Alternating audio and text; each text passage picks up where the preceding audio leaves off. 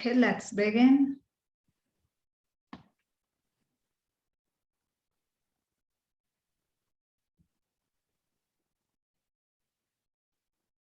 Okay, just a second. I'm allowing 2-3 members.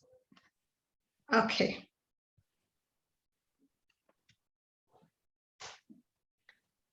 All right, let's go.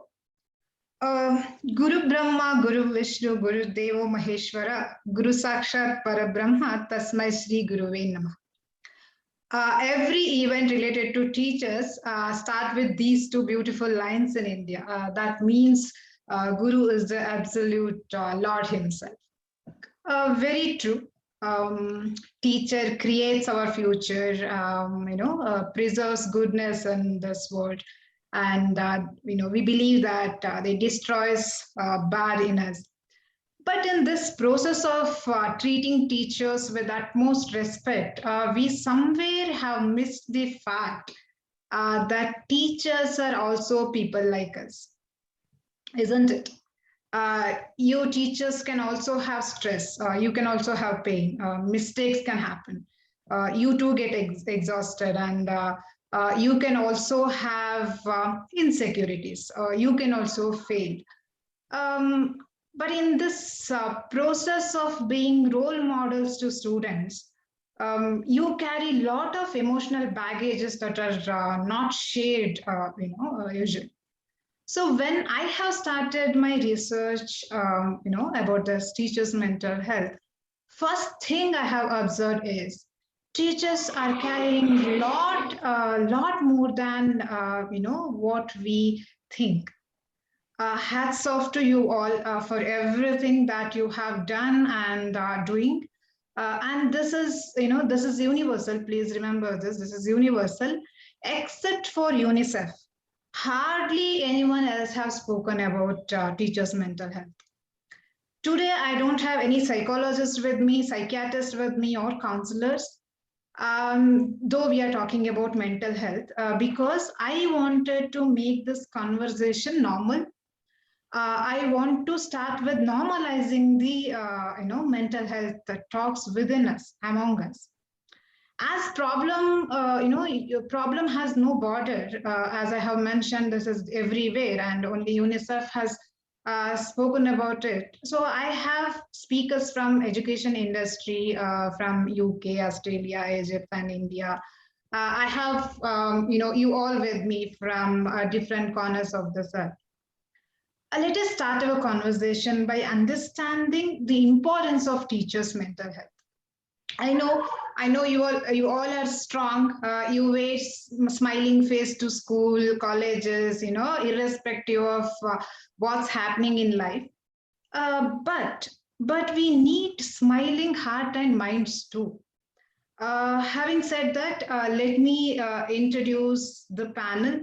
I have Nina Taylor with me, and a beautiful human being, a lovely grandmom, early years specialist, and one of the global education influencers who has worked as a preschool practitioner, and she has her own YouTube channel, Bedtime Chapter, to read stories for children.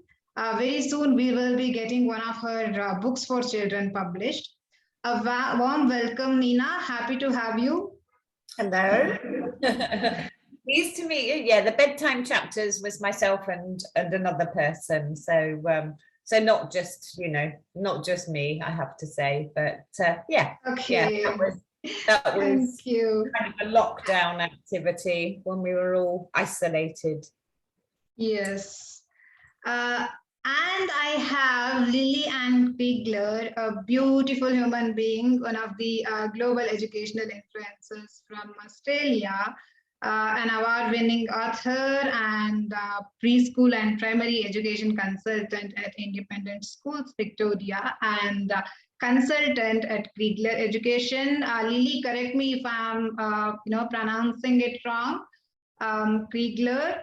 Also, the Thinking Effect podcaster with Hotel Green.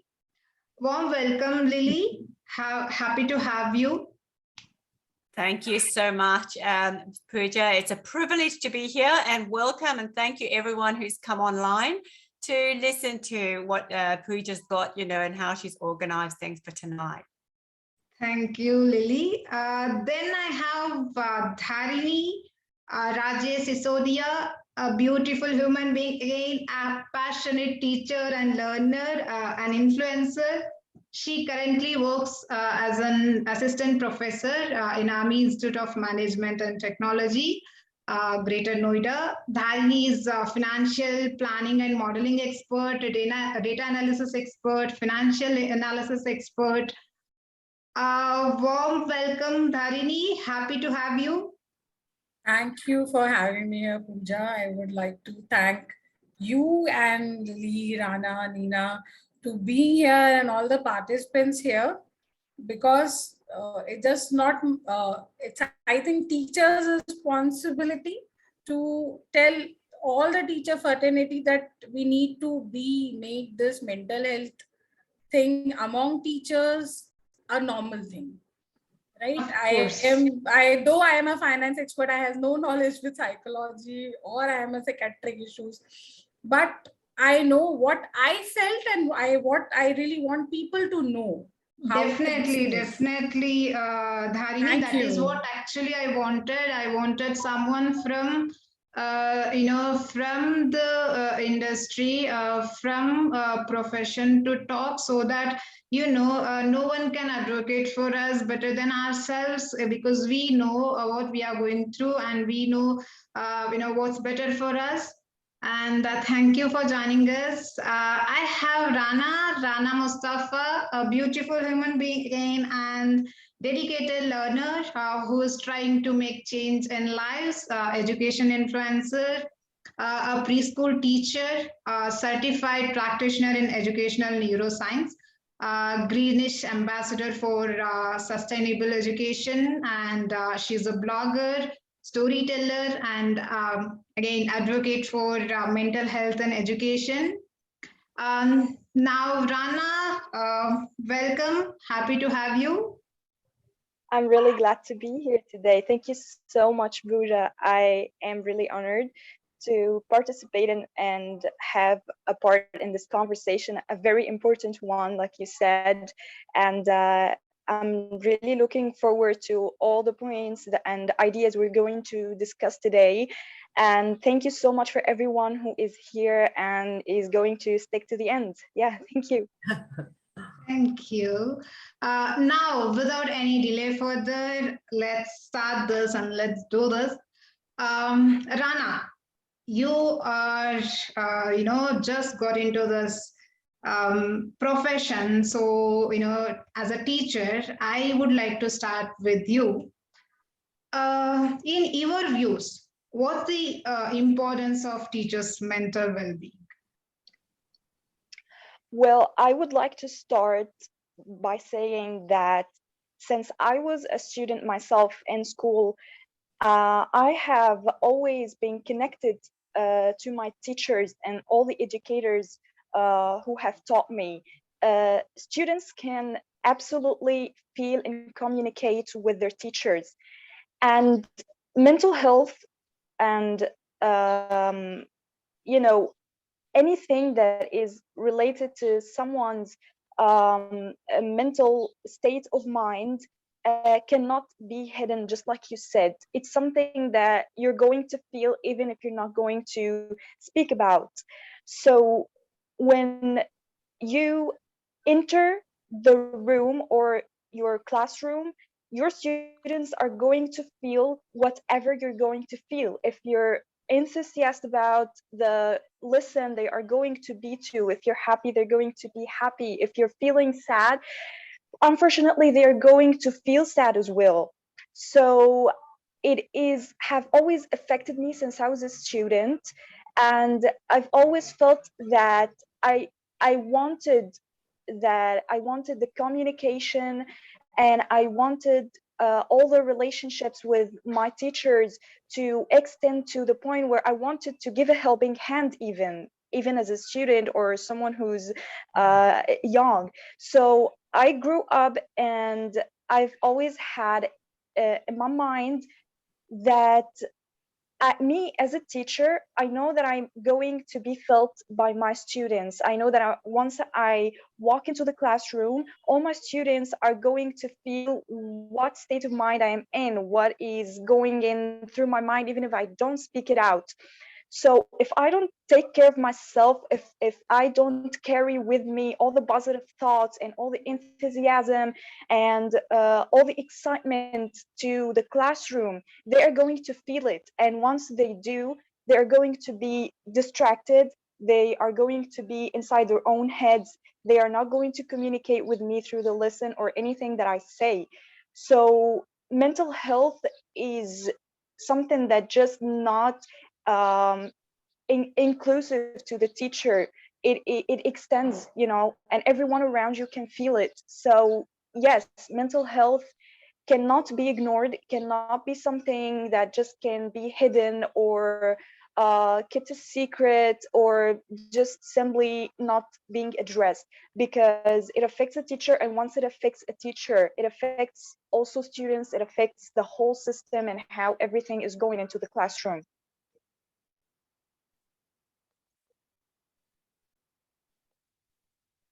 Pooja, you're I'm in sorry. mute mode, I think. Pooja, you are in. Yeah, I got it. I'm really sorry. Okay, Rana, that was so thoughtful. Thank you so much. Dharini, what is your views on that? What is the importance of talking about teachers' mental health? Can I share a PPT? Sure. Yes, of course. You just a second. I have to make you a host. Dan here. Yeah, please.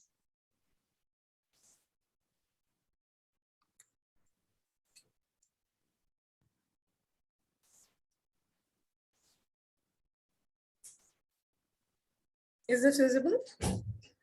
Yes, Dharini. Okay. So, importance of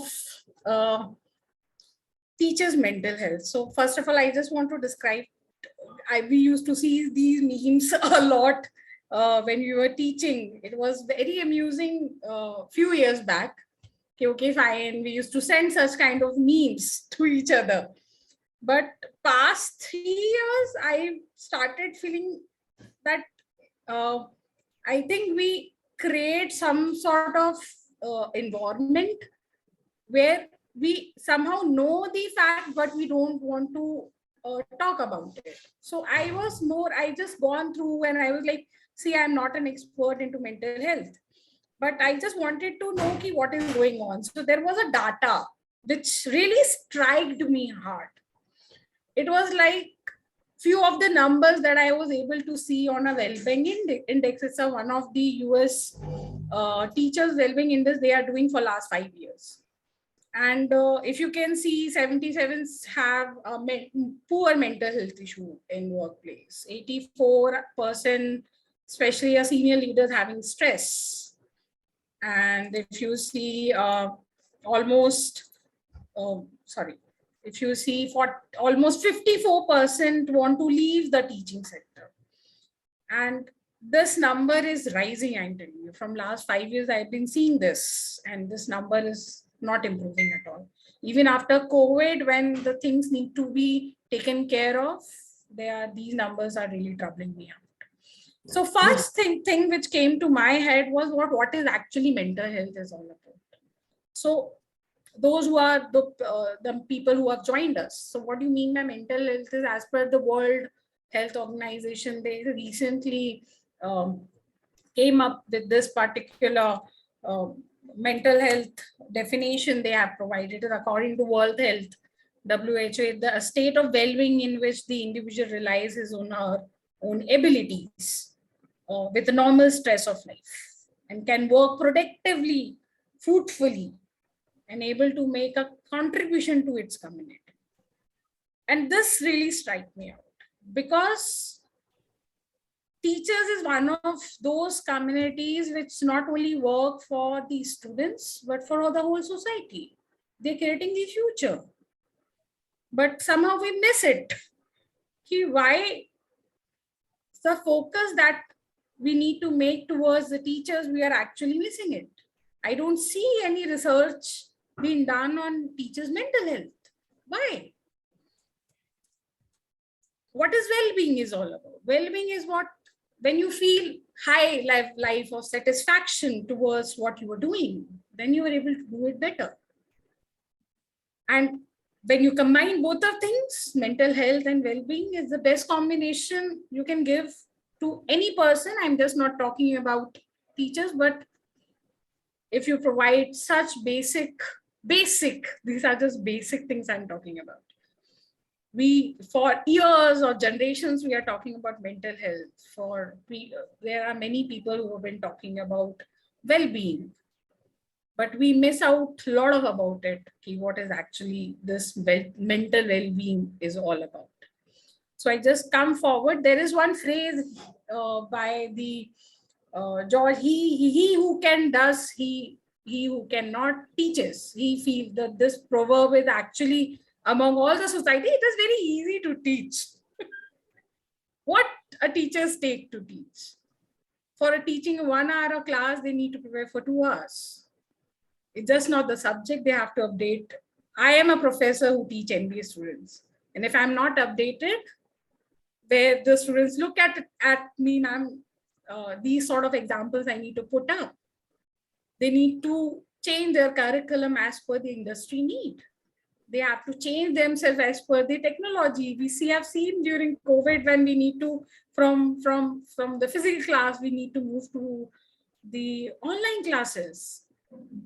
And such proverbs are still provided. Oh, you get 3 months of leave. Oh my God, you get to leave your offices before 5, which is something the notion our society is having presently. And which somehow is wrong, because if I am not wrong, Rana, Lily might agree on this. After school and college hours, we stay in college to prepare for our next classes and curriculum that we need to proceed for tomorrow. And there are pressure, even if I really wanted, I'm sad or I'm in sorrow or whatever is there, I smile in my class so that at least I forward some positivity in my class. Moving forward, why the reason it is important? It has a direct impact on your students, their learnings. The serious implication of mental health development of our students is correlated to teachers' development of mental health. Our negative approach might affect them as well. And if we don't have such initiative being taken, further it will be more of such thing will started affecting our professional as well as personal lives also. So during this tenure, what started I developing myself, thanks to Pooja, that I started reading about it more.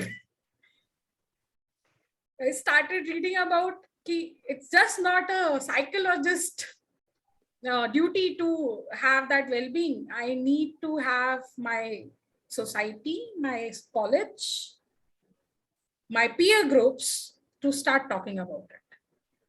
Then only we can develop a structured, organized system through which we can have a well-managed mental health program for not just for students, also for the teachers.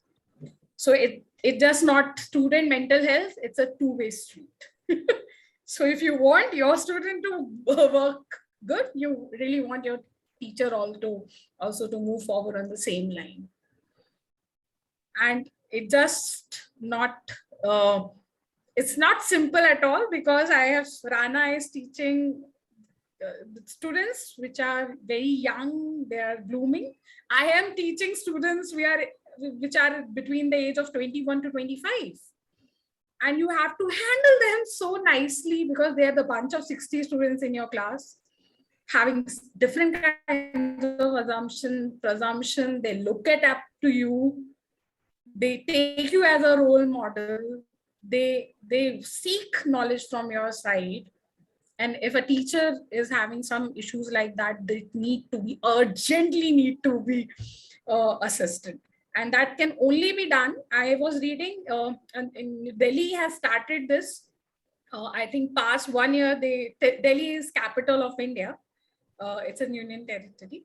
So it's India I think Delhi started it, Delhi government, that they started an association to start a mental health, not just for the students, also for the teachers. The only, I think, the initiative they have taken, and I feel they started more, not just for the school, also for the colleges, because I think it's very important for both the fraternities, whether we are teaching school or colleges, we should have something structured, organized, which actually having effect not just on the student but also on the teachers moving forward.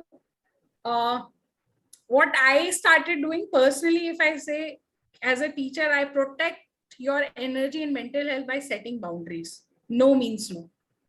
If someone says to me, you need to do this, if I feel I cannot, I'll just say no. I cannot.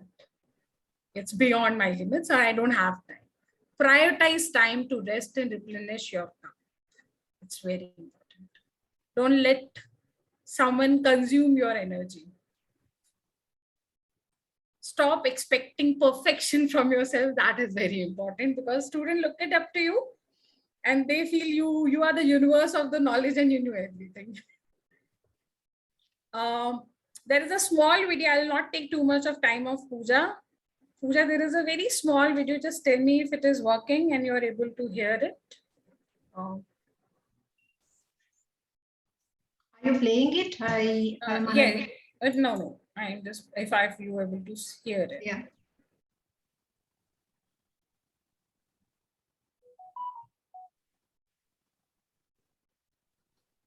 There is no voice. There is no voice? No.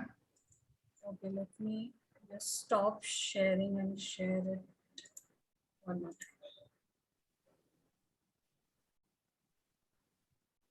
I need to share the sound also. Okay, just.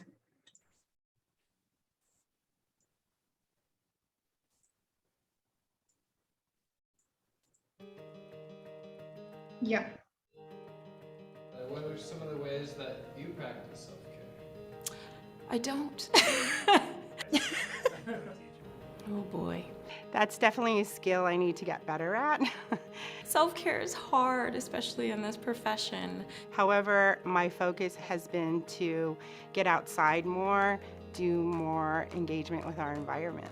I'm cranking up the tunes in the kitchen. I'm cooking something delicious for my family. There is more to life than just work, even if you really enjoy your career a lot like we do. I don't grade papers at home. I don't check my email very much at home, and I'm a better teacher when I have established healthy boundaries with work and leave work at work. So one of the ways that I practice self-care is being able to say no. Sometimes you have to be able to take a step back and refresh before going on to that next project. 1-minute meditations. I just close my eyes, take a deep breath, and try not to think too much about what happens. And when I open my eyes, I feel much better. Try to turn your brain off and let it be quiet sometimes. Disconnecting from technology and distractions and spending time with the people that I love the most. Before you assist others with the oxygen mask, assist yourself first. I like to exercise and be with my family, but yeah, assist yourself before assisting others. I think it's really important to give myself the time to be creative. Even actually really digging in and researching is creative for me. I play piano in the evenings, I read a book.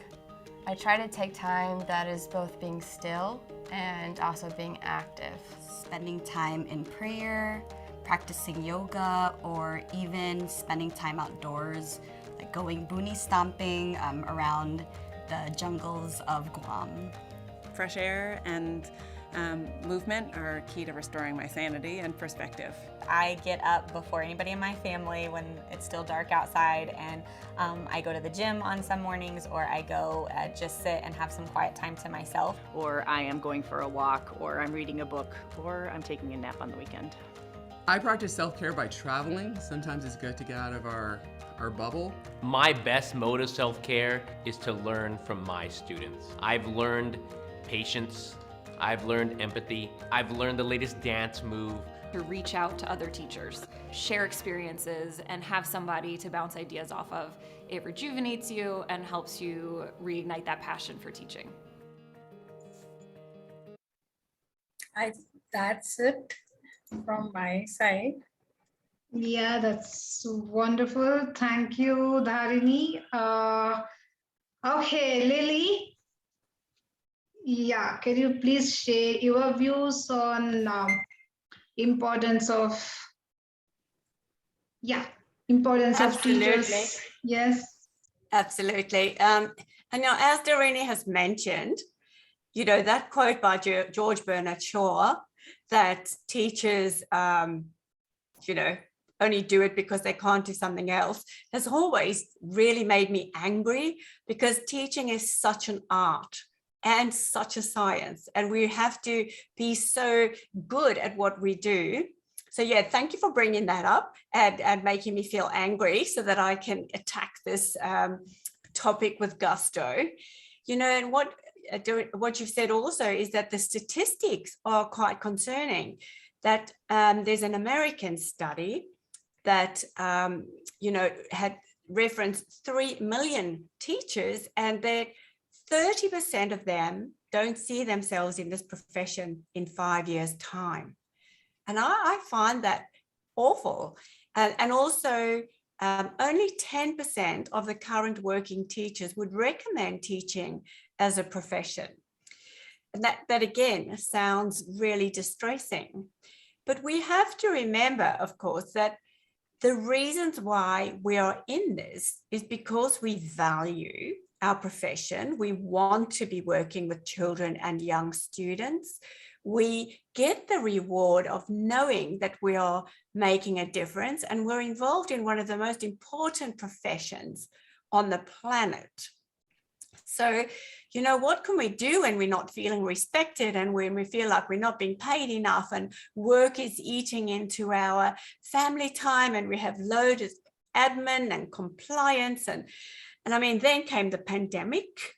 So we've had to pivot and change every couple of minutes almost, it felt like.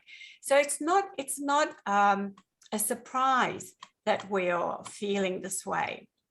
So what I like to do is to see the issues as both internal and external, because I think, you know, some of the ways that we can cope with feeling stressed out or even on the borders of depressed can be managed within your own center or your own school. But then there are also the bigger issues, you know, where there are external forces and compliance and testing regimes and things like that that are imposing on us. And the only way really to deal with the external ones is for us to join together, and maybe something like this is the beginning of it, so that we can lobby, you know, lobby in the press maybe, or lobby different organizations to state our case and say how hard it is to be an educator in the 21st century. But in our role as educators, others are constantly depending on us. You know, so if we aren't feeling mentally and emotionally and spiritually balanced, we can't support, as Rana, you know, and Dharini have said, we can't support others, this emotional ripple effect.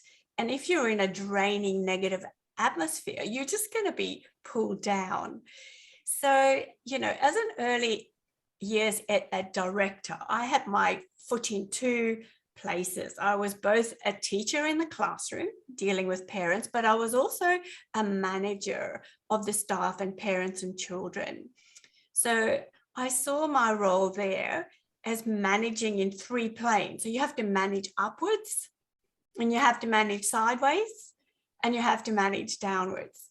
And when I say downwards, I don't mean that anyone in my center was anywhere less, but they were looking up. They were looking to me to be a leader in that situation. So the thing, really you have to do is to be listening. So as a staff member, whether no matter who you are, and as a leader, I had to do it, you need to be listening out for what is going on. Listening for, I was always listening for things that people felt were unfair or inequitable. And then, I'd have to go to management meetings and say, look, people are feeling like this. We need a little bit more preparation time for people. We need this person has been teaching ever since the day she left school. She was at uni, and then she did her practitioner courses, and then she's been teaching here under pressure for 3 years, and now you're saying that she can't take a little bit of leave to travel.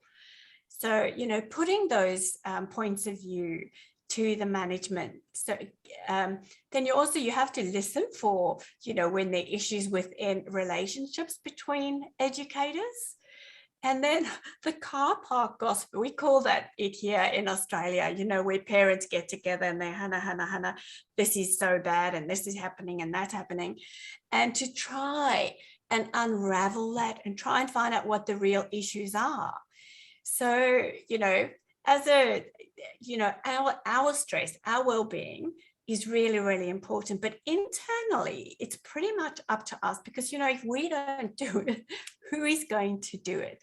So we need to work together in some way. So, I think that's pretty much what I want to say at the moment, and you can come back to this. But I think that the whole idea of managing in different directions, being aware and trying to work together to be as proactive as we can is where I think we can start the conversation. Externally, there's a lot more work to be done. Yeah, thank you. That's so amazing, Lily. Thank you. Nina, what's your opinion on the topic?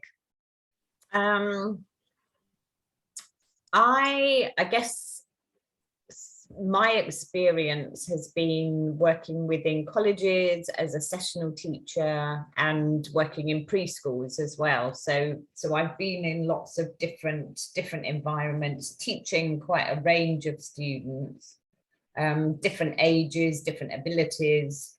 And I guess working as a sessional teacher in a college is really quite difficult in terms of getting support for issues that you might have, because you don't actually feel kind of part of the teaching community. You pop in for a couple of hours to do your session and there may not be other people around. So if you do, if you feel like there are issues, problems concerning you, it's very difficult to know who to go and talk to.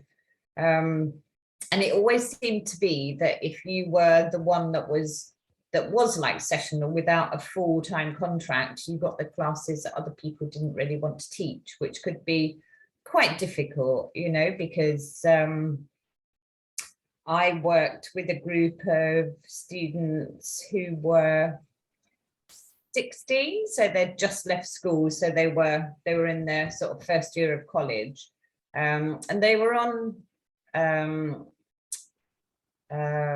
childcare courses. And again, the problem that I found was that there was certainly working within early years, there was the perception that, these people can't do anything else, so they'll either go to hairdressing or childcare because that's about all they can do. So in terms of, like early years sector, that doesn't really give a lot of value to the work that early years teachers do, that it's just thought, if you can't do anything else, so it's not even, if you can't do anything else, you teach. If you can't do anything else, you teach in childcare, which to me, is you've got to really want to work with young children if you're going to. And many of the students that I worked with themselves had lots of emotional issues as well. So a lot of the time was spent in a kind of like pastoral role, which I wasn't really, I wasn't trained to do, but I had I had students that, you know, were with bulimia, with anorexia, that were self-harming, that had really, you know, difficult problems at home. So it was managing that, and the teaching kind of became second place.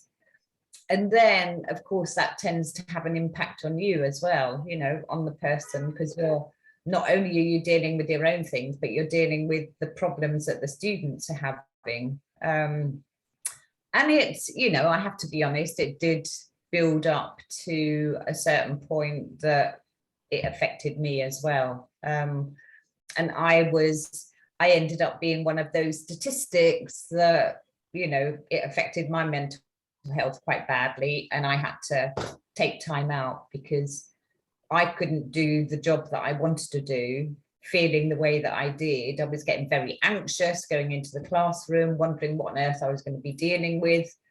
And there was no one for me to talk to. The expectation was, well, you know, you just come in, spend the morning, off you go. So yes, I did become one of those statistics that left the profession for a while because I had to focus on myself.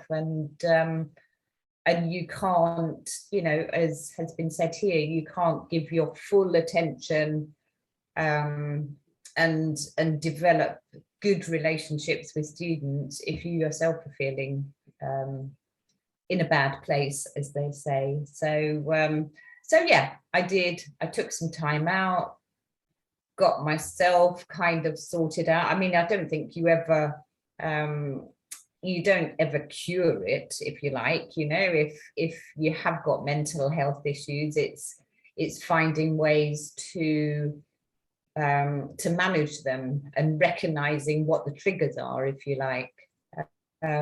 But being able to spend some time out, I could then work out strategies that have been mentioned, like don't say yes to everything, you know, get your boundaries. Don't keep saying, yeah, I can do that. Yes, of course I can do that. And then thinking, oh my gosh, you know, I've set myself up for too much here. And then once I'd got that sorted, I then felt ready to go back again. I mean, I'm not saying it, you know, it was easy, but I went back into sort of like nursery settings, which is still quite hard work, of course, but you know, you have to focus on yourself for a time in order to do things for other people as well. And it's finding ways that work for you in terms of managing how you deal with your own issues, really. So yeah. Yes, so that was my experience. Yeah. Yes, Lina, thank you for sharing that. And that sums up that, you know, why we are talking about importance of teachers' mental health. I have been receiving messages saying that session has to be, you know, filled with activities and, you know, solution. But before getting into solution, we should definitely first understand that, you know, we have to give importance to teachers' mental health because we are not talking about it. And you know, as Dharini and, you know, Lily and all, Rana, you all mentioned, it's you know, it's very difficult to talk about this, and, you know, and it takes a lot of guts, I guess, to come in current scenario, because we have not yet normalized talking about you know, mental health. And I think once we normalize the mental health, then, you know, activities and you know, talking about solution, obviously, you know, that will help people. Otherwise, if no one is sharing, no one is talking about it, then a solution or activities, whatever we do, that reach only few people, and others will run away from it thinking that this is not for us because I don't have any mental health issue. But, you know, the mental health is, again, whatever the taboo is attached around it, we have to remove. And for that, talking about importance of you know, mental well-being is really, really important. And I go ahead with my next question, you know, to Lily. I have observed this.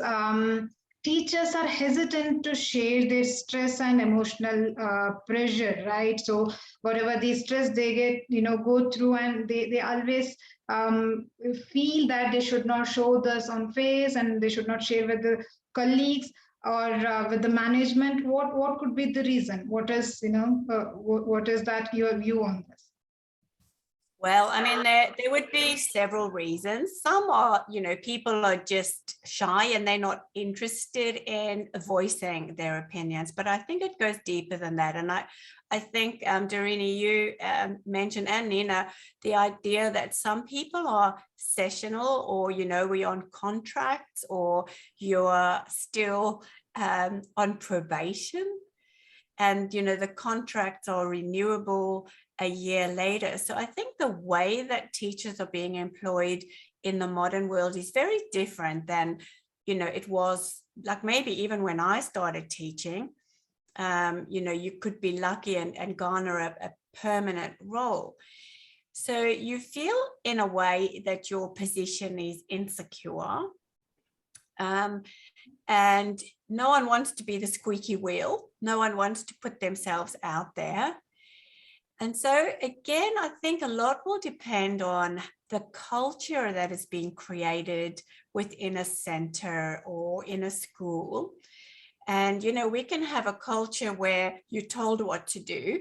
So a culture can be, we're all in charge. If we have leaders are in charge, but they can be in charge as in authority, or they can be in charge as having a sense of responsibility. And if you offer a school where you're responsible, you can create a culture where you can open a dialogue. So rather than discussion, which ends up in either or a dictatorial where you will do this and that, a dialogue, you are debating an issue, you're not debating a person.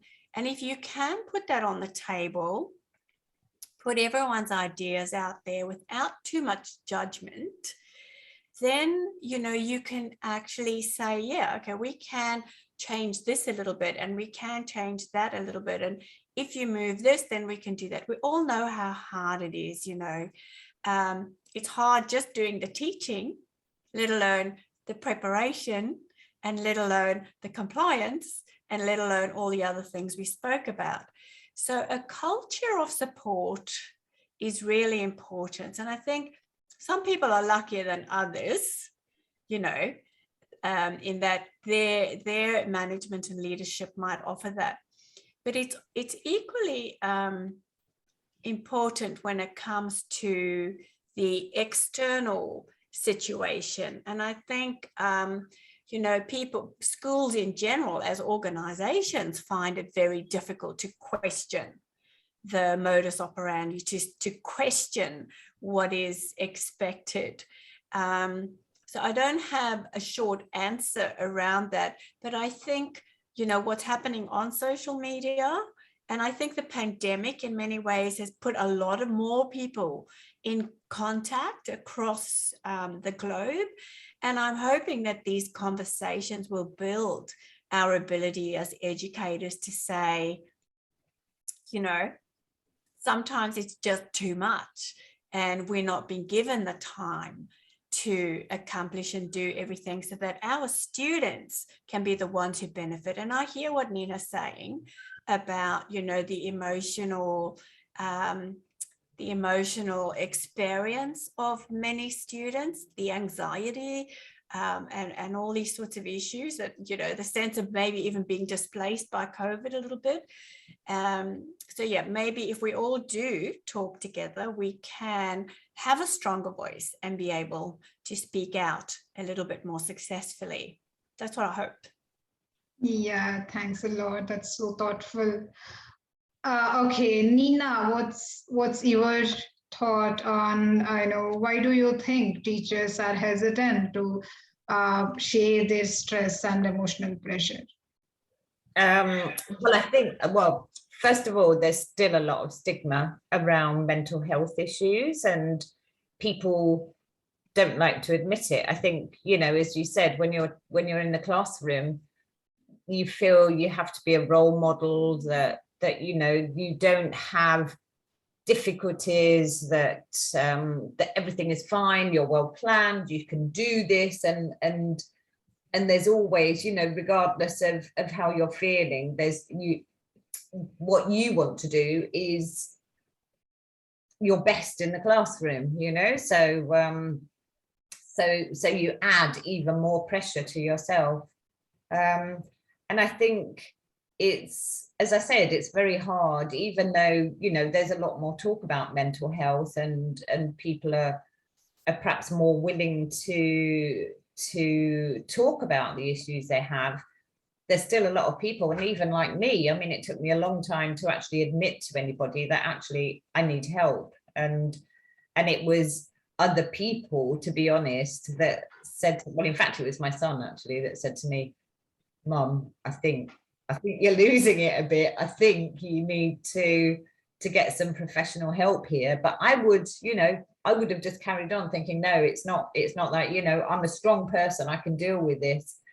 But and I think, you know, people do see it as a bit of a weakness. So to admit to maybe your line manager or somebody else that actually I'm struggling and I need help is quite a hard thing to do, because, you know, as we've mentioned, that job security isn't always that good. And, you know, if people are worried about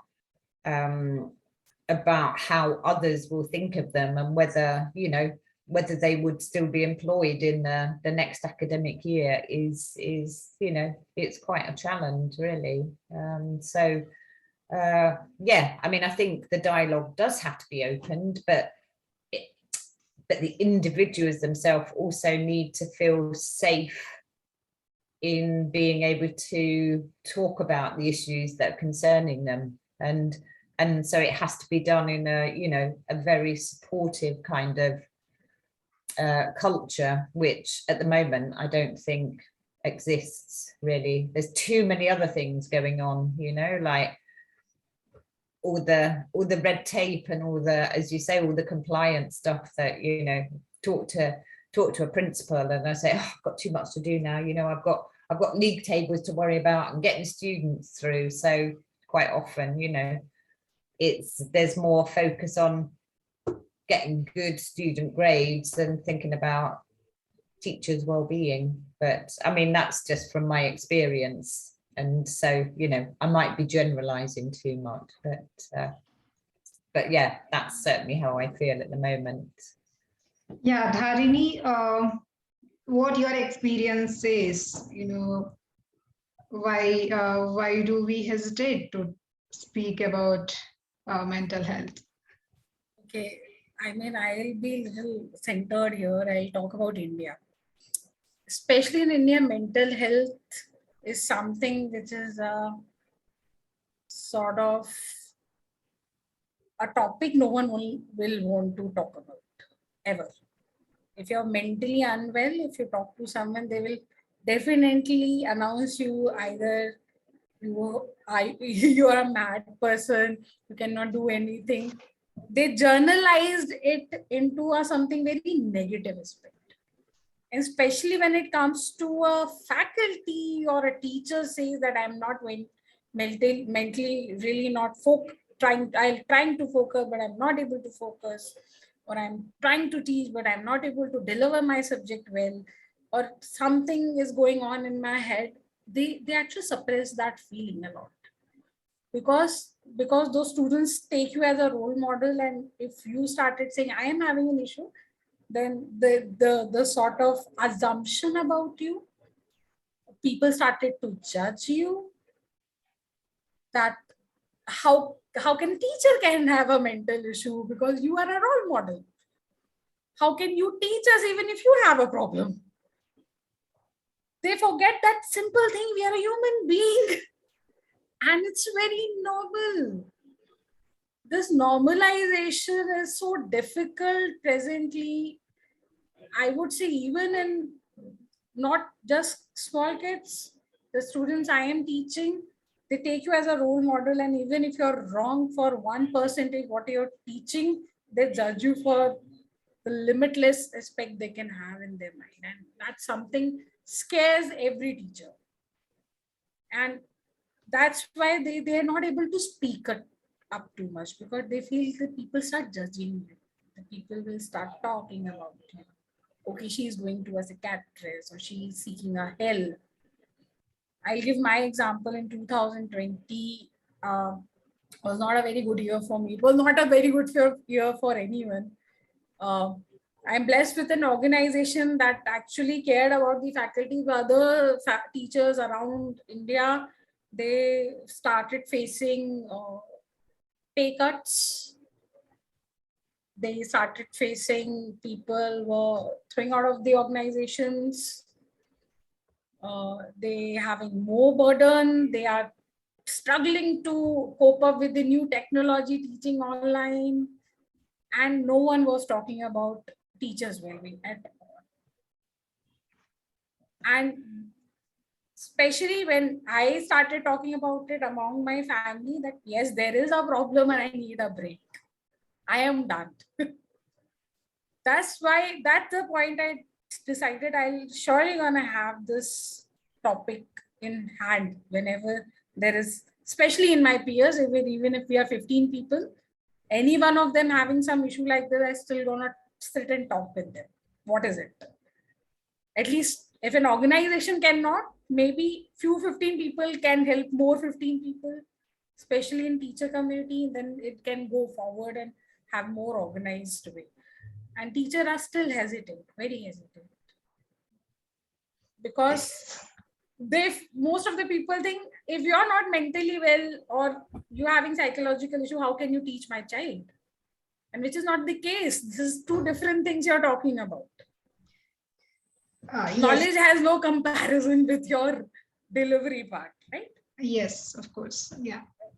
So that's it from my side, Pooja. Thank you. Yeah. And Rana, you have something to add? Well, yes, I want to say that the stigma that is related to mental health, it starts outside the classroom. Like, we have a problem or an issue that needs to be addressed in the society and in the community first. And like Doreen said, when you are being called mad, or when you have a psychological issue and then someone shames you because of it, or someone accuses you of being unfit or a misfit, and maybe you're crazy, and I do have that in my society. Like, other societies or other countries could have less shame attached to psychological issues, but I'm speaking here in my own country. And this comes from like culture, religion. It comes from different perspectives, and the outcome is that there is a really strong stigma and shame related and attached to mental health. So if we need to start addressing the issue inside the educational system, we have to start by addressing it first outside the educational system. Because when you don't feel ashamed, when you don't feel like you're being looked at with a look that is dehumanizing you and is belittling you from other human beings, then you can start actually seeking help and seeking therapy. But the stigma attached to also seeking therapy or going to a psychologist or a therapist or a counselor makes it really difficult for people to seek professional help even when they want to. Medication as well. Like, when you don't understand, when you haven't read or educated yourself or read about psychology, you're just going to take your information from another source, and this source might be reliable at all. It might just be not a scientific fact, And this happens a lot. People who talk about something that they don't know about, they start creating this concept or a frame around a certain topic that is not true at all. And this stops many people from seeking the help that they really want. So if we started raising awareness, talking about mental health like we are doing, educating ourselves, and opening doors for people to seek help without feeling ashamed, because actually you don't have to go to a therapist when you have a psychological issue. People should see therapists and people should see doctors, even if they are healthy, or even if they're feeling well, or even if there's nothing wrong with them, a certain disorder or a certain issue. They have to seek the help of a therapist, or at least go like do a checkup once a month or something, talk about their feelings, talk about their life, because feelings is a wide spectrum.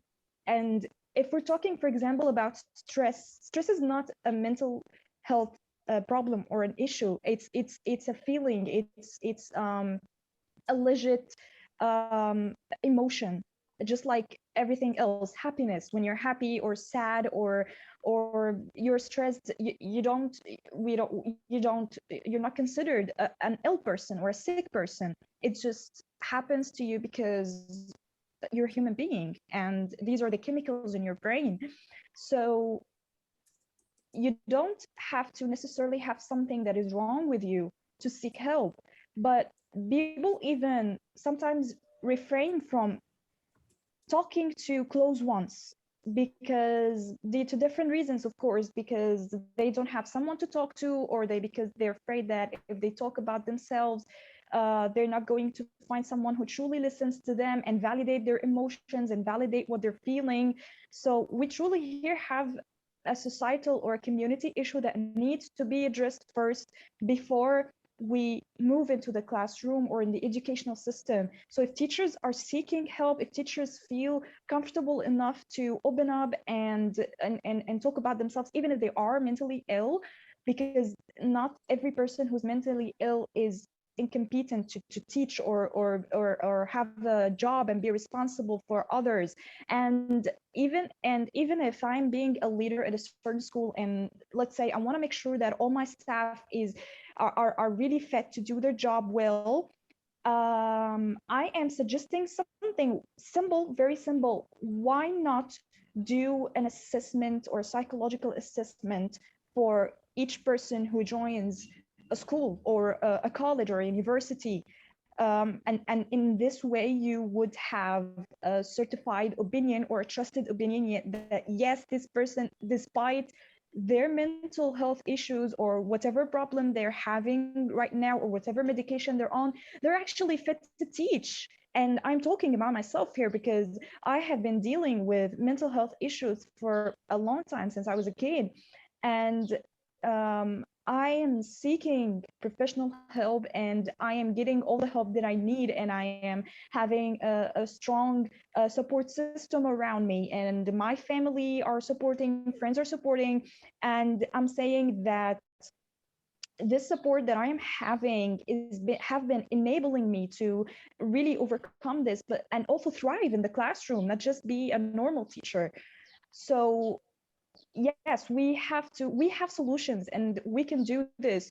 But if teachers, or if a certain person or a human being think that it is okay to absolutely separate yourself or dissociate or differentiate between whatever you have going on in your personal life and in teaching, then you have created a problem where, let's say, for example, a student in the classroom goes to the teacher and they say, I'm sorry, I haven't done my homework for today. So the teacher says, why haven't you done your homework for today, or whatever is due for today's classroom? And then the student, or sometimes me myself, my true reason was that I was really depressed, or I didn't have it in me to focus and get my homework done. But if the student feels that this excuse is never going to be enough for the teacher, then they're going to start to lie and make up different excuses like, I'm sorry, I forgot it at home, or I forgot to do this, or I'm sorry, I had another exam and I was really busy. And this is not the truth. We want students also to speak up, to be able to support them. It is okay to go and say, I'm sorry, I couldn't do this because I was not in a good shape mentally. So yeah. Yes, that's wonderful, Rana. Thank you. Thank you so much. Okay, so Nina, I have this question to you. As a teacher, you would like to share any experience where you have pushed yourself out of the bed just because you had to go to work, and you felt like sharing it, but you could not. I think many of us, will go through this one certain point in life. So I just wanted to listen. Okay, Nina. Oh yeah, when I was working with this group of students, I found it, I used to do a whole morning, I used to do an afternoon one day and then a whole morning another day. And it was a Thursday morning, as I remember. And I used to feel pretty anxious on the Wednesday night, thinking, oh my gosh, I've got this group tomorrow. What am I going to do? How am I going to keep them involved? What problems are they going to have? And then, of course, we had the lovely Ofsted inspection coming up, which, adds even more stress to the into the whole mix, because we were inspected as a college, and you never knew which classes they were going to go and visit. And of course, that's something extra. So you've got to make sure what you do is well planned, but you can't second guess how the students are going to react. Are they going to turn up? Because you could get downgraded if they're absent, so there's so many things that could cause issues. And I think, a lot of my problems stemmed from working in that particular college. And when I took time out and I went back into a nursery setting, and then I felt much happier, I have to say, so much happier. And because I love working with young children and in early years, and that really was, that got me back into feeling, yeah, I can do this. So yeah. So now, I mean, I only do kind of, I'm not, since the pandemic, I stopped working at the nursery where I was, or when the pandemic started, I help out at various sort of voluntary places, and I love it, I love it, partly because there isn't that pressure of like, oh, you've got to get all this done, because I can go in, have fun, do reading, do all sorts of things, and then think, that's it, I've done what I love doing best without all the other stuff that goes with it. So yeah, so I know you're a bit short on time now, so yes, thank you so much. And Harini, they all say teaching profession is easy because you have to work less time, you get more holidays. Do you think you have worked with corporates and now you're teaching? Do you think teaching is an easy job? If I compare it, I work on facts. I'm a professor, so I research a lot. Before I say a word, I know I should know what I'm speaking. So I was been reading a lot about this. I was being also a consultant to many companies. And I work with corporate also, still associate with their trainings and everything. I've been reading somewhere and I saw, again, those disturbing numbers, that the gap of wages is too much, right? The wages gap, what we say, if I say there is a data from US, there is data from India, even one of our, I think the person who was joining, he said the salary is less than 2,000 or something, just $30 to $40. if you talk about Indian teaching system, I'm saying. So people say any teaching job in the world is easy. First of all, they say hours are less, they are not, they have to stay to develop themselves. You get a summer break, those teachers take that summer break to develop themselves in their careers, and they spend that time for the development of the students further. I did it, many of the faculties do the same. Then if I say the gap between the wages, this is the high time concern. When I was reading 2022 wages report, a normal graduate, a PG student in my college who passed from my institution, I'm not talking about myself, but it is, he is gaining, his job package is higher than what my average faculty is getting in my college. That's the difference. But the qualification of my faculties, I think, is way higher than what students are going in the corporates. Why such disparity? Well, again, there are few educational norms being put up that teacher need to develop themselves, grade those grades, getting a doctorate degree, getting those certification to prove themselves. They are proofing in the classroom so much.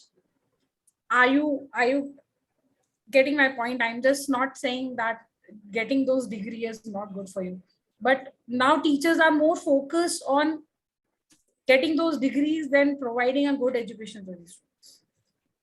If we want students to move forward, we need to give an open hand to teachers so that they will be concentrated towards the development of the child rather than focusing on something which need to be go parallel. It should not be the first thing for the teaching. Like I am doing, some of the teachers are doing doctorate, so they are pressurized to too much focus on the research. I agree research is important, but it should be the teaching part, just 30% of the teaching. And the 70% should be the growth of the child.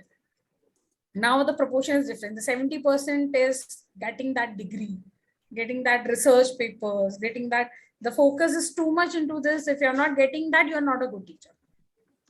That is also one of the factors of mental health for these teachers I have seen. The pressurization from the institution to get paper published into high rated scopers and this, and teachers are so much into focusing in their to gain those papers that they just forget sometimes what we really need to do for the students. And I have experienced, and it's an average that teachers are not able to deliver that well in the class, even though they have so much good papers in hand. What is the purpose of research if you cannot provide those research to the students? And this wages parity, this wages difference create a lot of dissatisfaction. If I compare my knowledge, my qualification with some other corporate person having the same degree, we are having a wages difference of more than 50 to 60,000 K. And which is something that it is for this education. I think, thank you. Thank you. Yeah. I'm really sorry I'm taking, I think, more time. Rana, okay. Rana, you have just started your teaching career. So do you think nowadays teaching jobs are not taken with passion because of the additional stress which, it comes with, and you have 2 minutes max? I'm sorry for giving the time. Yeah, please, Rana. Okay, I'll make it quick.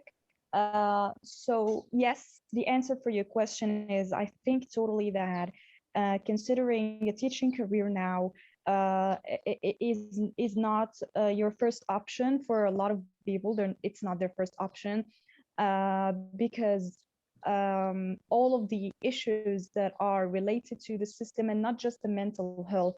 We're talking here about non-fair wages, just like Ms. Durini said.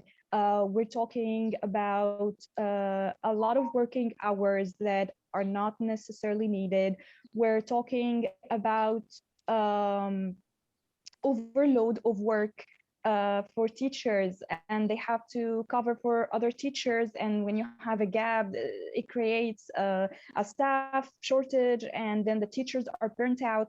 So yes, and as long as we're not fixing and working and addressing on the issues that we have related to the educational system, teaching is not going to be the first option for a lot of teachers, even who considered a career as teachers in the first place. So and even if they did, they're not going to do it with the passion required. They're not going to do it with the mindfulness required. We're not going to see a lot of good leaders and educators who can change the world. So hopefully, starting from here, this conversation today, we are going to even individually start working on it, and hopefully in the future, things are going to be a lot better.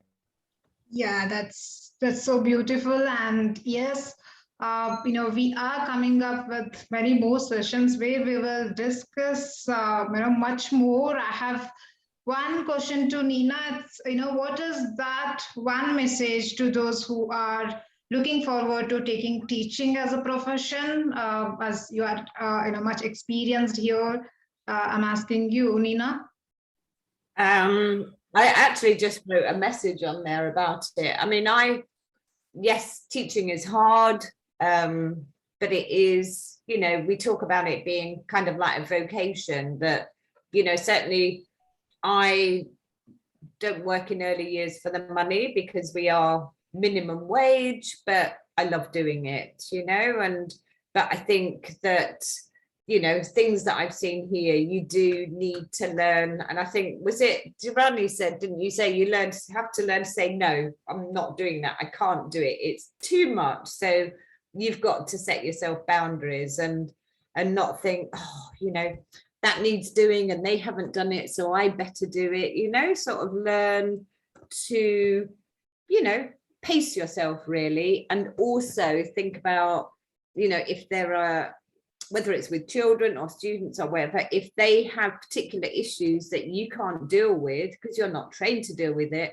seek professional help for them and make sure that happens, because too often we're asked to wear too many hats, and you're trying to advise students to do this or that or help them in certain ways, but you're stepping on the toes of other people that are much more experienced and experts and professionals in that particular area. So kind of think about what is your role, and try and focus on that really.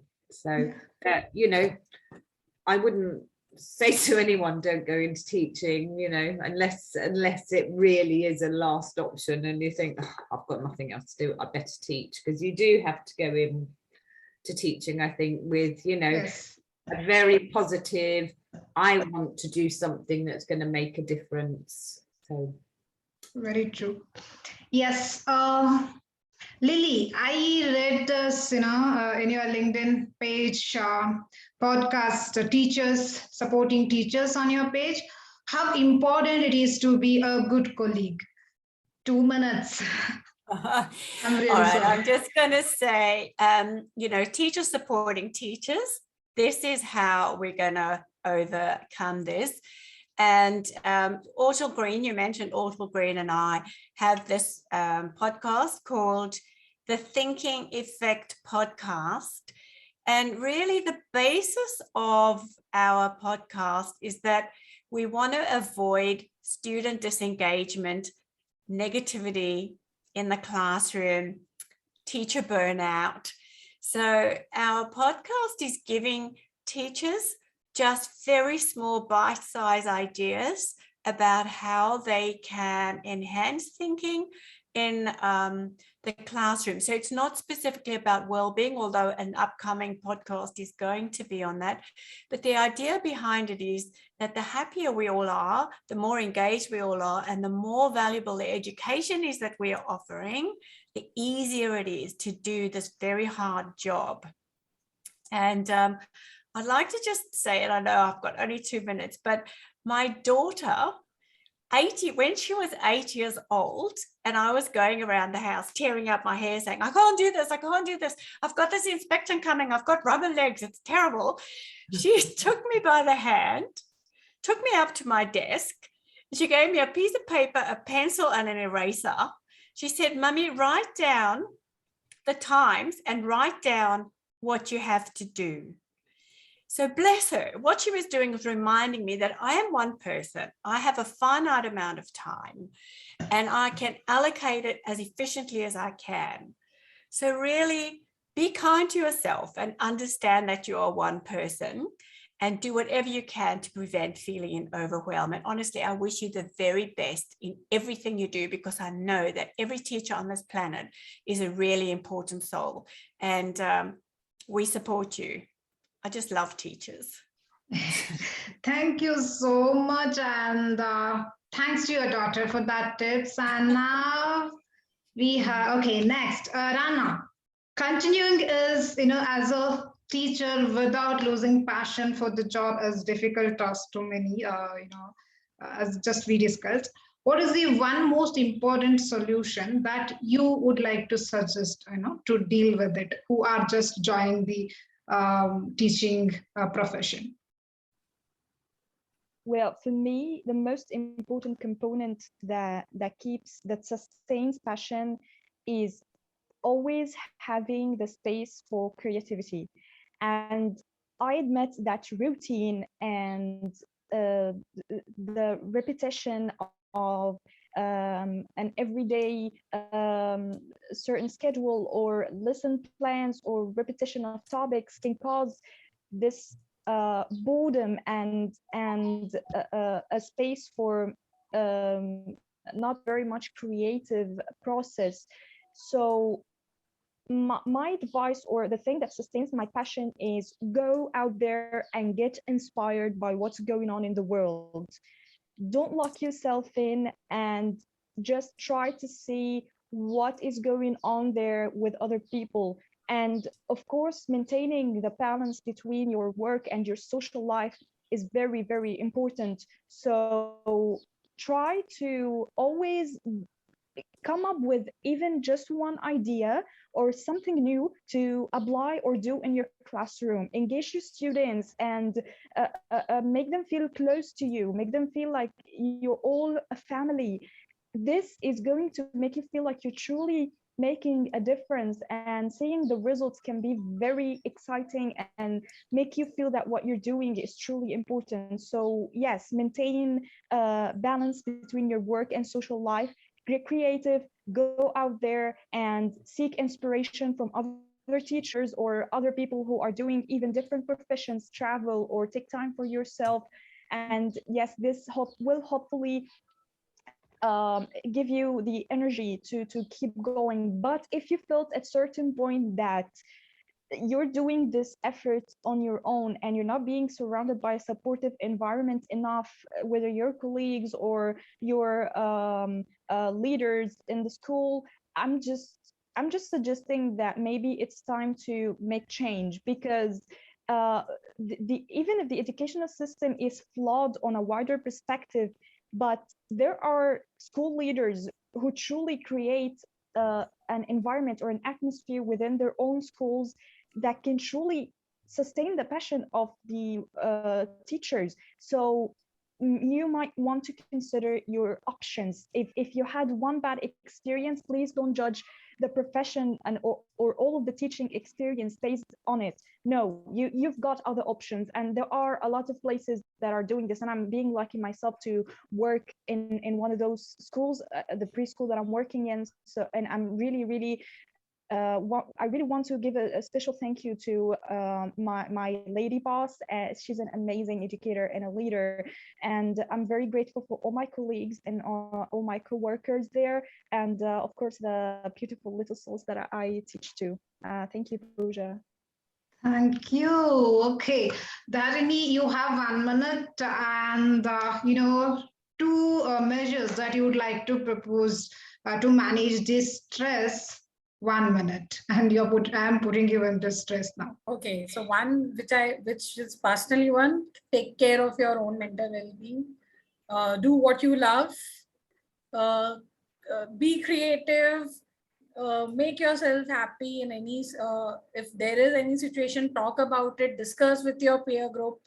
Second most important, we need an organized system in every institution to tackle this particular idea of mental health, just not for students, for all the people who are working. I'm not talking about teachers only, even non-teaching staff or the teaching staffs who are working on in an organization where we actually have human touch.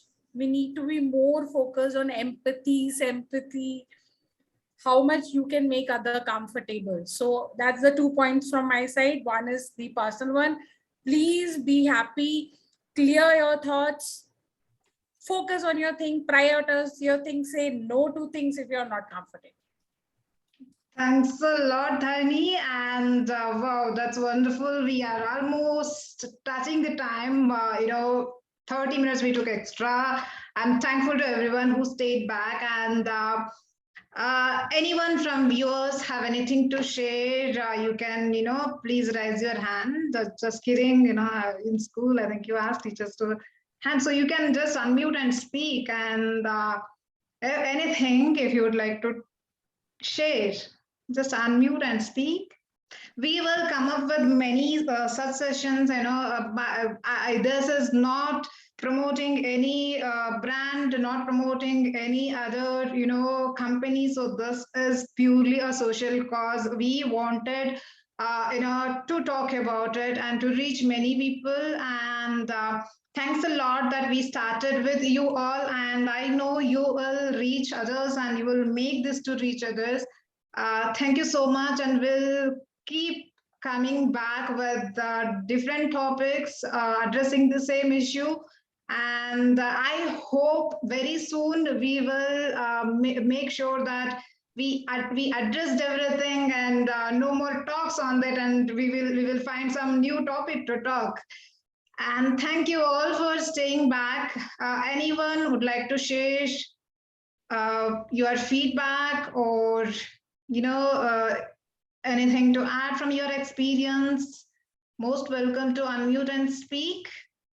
Any questions to us? All our teachers, come on. Okay, I thought I would have made, sorry? I thought, we will have many questions because I think Abdul has his hand up. Yes, Abdul. Yes, please, Abdul. Unmute yourself. Yeah. Yes, hi, Pooja. Yes, I can hear you. Thank you. From where you're joining in, Abdul? Yes, I've just joined. Thank you so much for the opportunity. I just want to thank everyone here for the great session. It's really helping so much.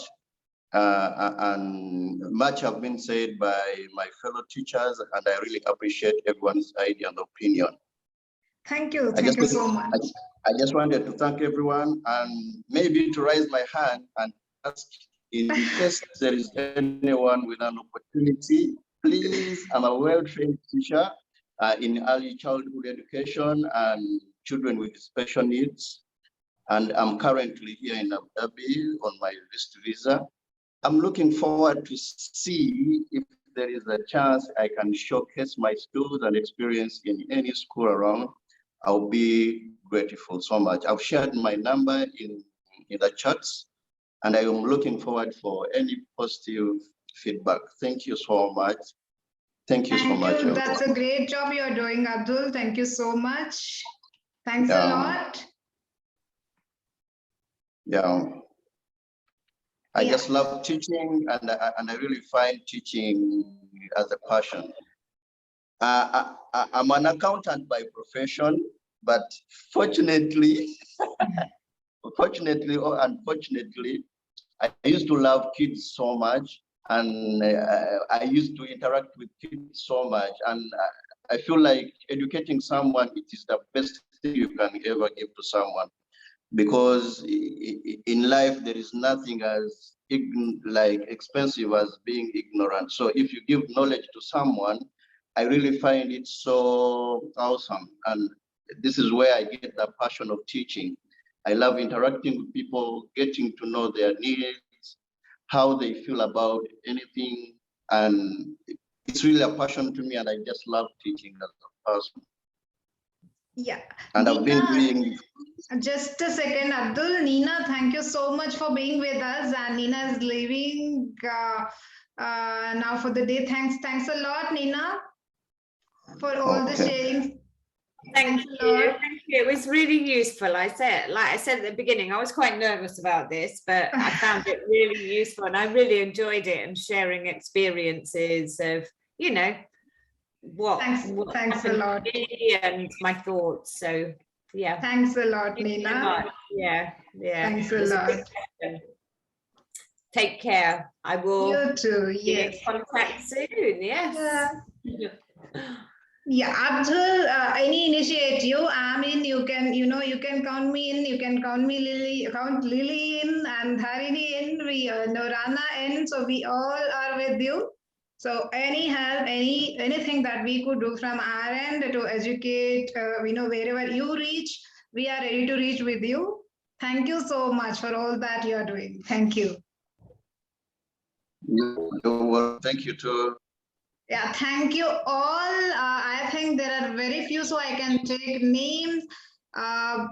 Okay, Abhay Ohri, Didi Sharma, Dharini. Oh, okay. Rana, Lily, Rudresh, Tanuja, Timaya, Uma Maheshwari, and Vijay Kumar, Vikas, Kusum Lata, and NK Balavikas sir. All of you, thanks a lot for staying back. Thanks a lot. See you all soon. Thank you. Thank you so much, everyone. Thank you, Rana.